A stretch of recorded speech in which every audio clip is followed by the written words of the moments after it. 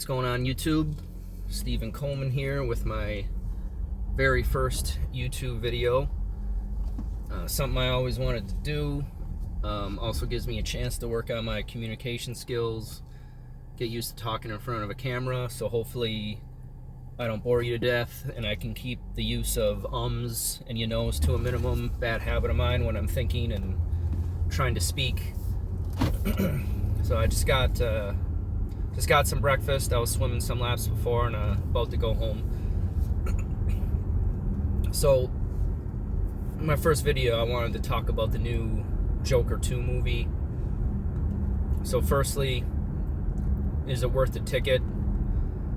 Probably not. It was all over the place. It did have its moments, but overall I did not like it. A lot of people did not like it.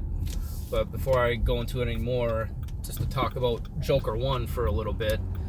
I love Joker 1. I thought it spoke to me. I thought it had a good story. I think movies like that, they really like push the edge and they go to certain extremes you can't do in other movies, and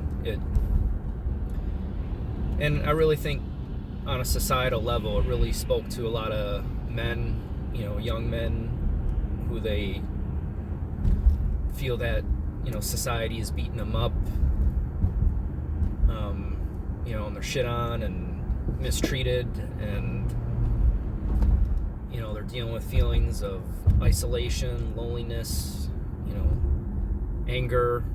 It doesn't feel like there's anybody that gets them or gets their plights or their sufferings, and it just it spoke to a lot of men that way. And I know there was a lot of excitement about it and a lot of fear. They thought there was going to be this incel revolution, or men were going to start causing violence and rise up, and there was going to be all this black pill and incel rage, but obviously that never happened. I think the movie was more of like a symbol. It was something that a lot of men could identify with, and that they were upholding this man, Joker, Arthur Fleck, as some sort of symbol, or about going against, society and the, rich people, who stomp on you every day and forget about the little guy. But I love that movie. But Joker 2, not so much. I mean, I stayed through the whole thing. I didn't walk out of the theater, what I'm reading a lot about. I stayed front to back, and I thought it started out good, and introducing it, and obviously we pick up in Arkham, and there's Arthur, and I thought at first, we got something here, let's see where this story goes. But then somewhere down the line in this movie, I'm like, what's going on here? This is all over the place. Like, some of this doesn't make sense. This is not what I was expecting.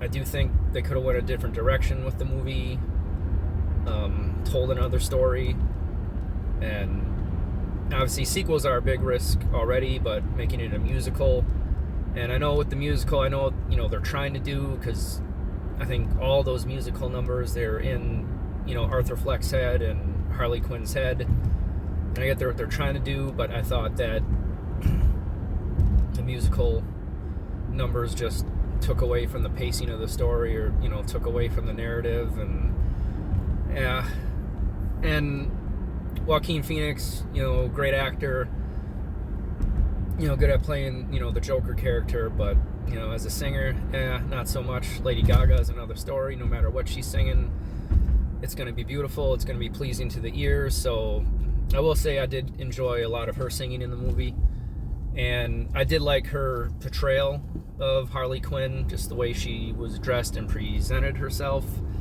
But in that story, the story of Harley Quinn, it's not too fleshed out. It's just like, this crazy girl, who lied about her identity, and she's a daughter of some doctor, and she checked herself into Arkham because she wanted to meet the Joker, and and she fell in love with him, and that's it. I thought that could have been fleshed out more.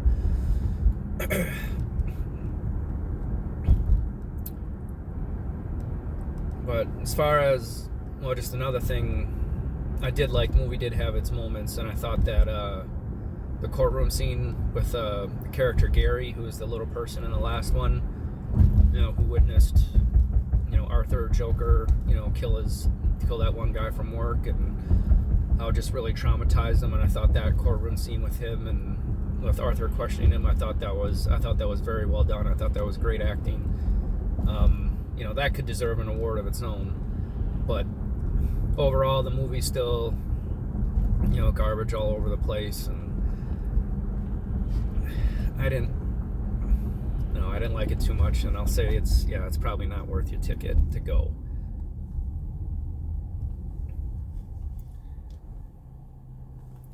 But one thing I will say about it is, I know there's rumors, conspiracy going around about this was intentional. They wanted to make this movie garbage. They wanted to so-called character assassinate, the Joker, and destroy him, because there was such a cult following around the first one, and so they had to take him down.